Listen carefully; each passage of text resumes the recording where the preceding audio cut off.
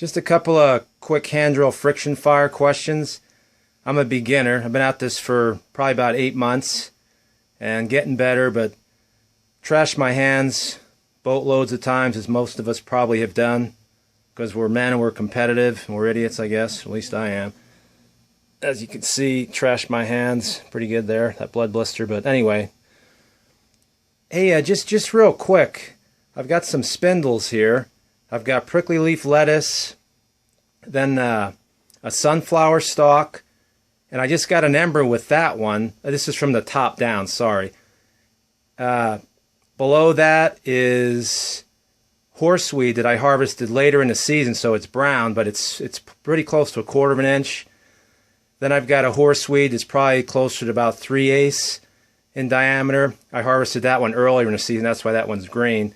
And then there's a mullein stalk. And in the hearthboard, I haven't heard too much about this material. It's box elder. I hardly ever hear that mentioned. I hear cottonwood, cedar, willow, soltol, if you're in that specific part of the country, the southwest, yucca. Yucca doesn't grow here naturally. I started with that because it's everywhere in the landscaping, but eventually I wanted to use natural materials that grow here in the wild. Anyway, so I was just curious real quick. I don't hear the sunflower stalk, man. I don't think I've heard that one mentioned before. And I just got an ember with that one. And it probably was a little bit more difficult. I think it was about 20 passes down the spindle, but I got a nice ember.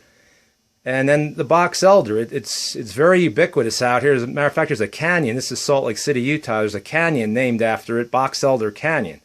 So it's, matter of fact, there's one about 50 feet from my office. I'm in my office. So that's where I harvested that hearthboard from. But I'm just curious, anyone who's experienced, if you've used box elder and how that compares to some of these others that I keep hearing about. And the sunflower stalk, real curious about that. And then just the diameter of the spindle. I keep hearing a lot of guys say pinky width. And then I hear other guys saying you don't want to go up over a 1/2 inch. Matter of fact, one guy said a 1/2 inch is really on the high side. You want it closer to 1/4 of an inch. Well, my pinky, I'm not a big guy, I'm 6 feet, $185, is about 5/8 of an inch in diameter. So that's bigger than a 1/2 inch.